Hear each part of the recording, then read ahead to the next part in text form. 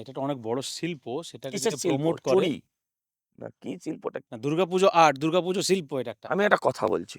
৮০,০০০ ৮৫,০০০ কোটি টাকার এটা একটা তার ব্যবসা। ৭০% আমি দিয়েছি এবছর। ছেড়ে দাও। এই যে ফুচকাওয়ালা, স্টল, ফল এখানে চলেছে ব্যবসা তাহলে সেখান থেকেই দিয়েছি আমি রোলিং ১, ২ এই ৮০,০০০ কোটি টাকার মধ্যে মদ কত কোটি টাকা? বাম আমলে তুমি এখন দেখো ডেটা তো সর্বত্র এভেইলেবল আছে না? আমি বলছি বাম আমলে এটা কত হতো? তারা তো পুজোই মানত না। একটু কত হতো মানে আমাকে একটু যদি বলো তাহলে ৫০,০০০ কোটি টাকা তাদের তো তখন হতো। হ্যাঁ, ৫০,০০০ কোটি টাকার বিজনেস হতো।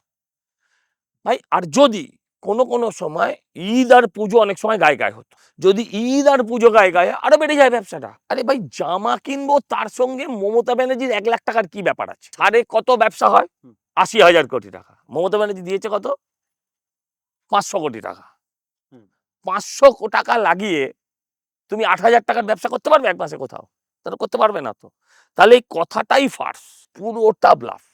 আমি এটা সহজ করে না বোঝাচ্ছি তো। যেটা মমতা ব্যানার্জি খরচা করেছে কত? ৫০০ কোটি টাকা। যদি ৫০০ কোটি টাকা উনি খরচা করে থাকেন, তার থেকে ৮০,০০০ কোটি টাকা যদি ওঠে তার মানে ৫০০ টাকায় ৮,০০০। তো ৫০০ টাকায় ৮,০০০ টাকার ব্যবসার তুমি কোন ব্যবসা দিয়ে তুলবে? সম্ভব? সম্ভব না। তার মানে এটা হতোই। উনার এ দেওয়া না দেওয়ার সঙ্গে কোনো সম্পর্ক নেই। আমি জামা কিনবো, আমি জুতো কিনবো এটা তো জিডিপির উপর নির্ভর করবে। এটা তো যদি এই জিএসটিটা আরেকটু আগে কমতো তাহলে এই ব্যবসাটা আরো বেশি হতো। মানুষের বাইং ক্যাপাসিটির উপরে। এর সঙ্গে পুজোর ১,০০,০০০ টাকার ডোনেশনের কি সম্পর্ক আছে? আচ্ছা এই টাকাটা উনি যদি লক্ষ্মী ভান্ডার মানুষের হাতে দিয়ে দিতেন, একই তো হতো। পুজোকে দেওয়ার ব্লেমটা ওনাকে নিতে হতো না।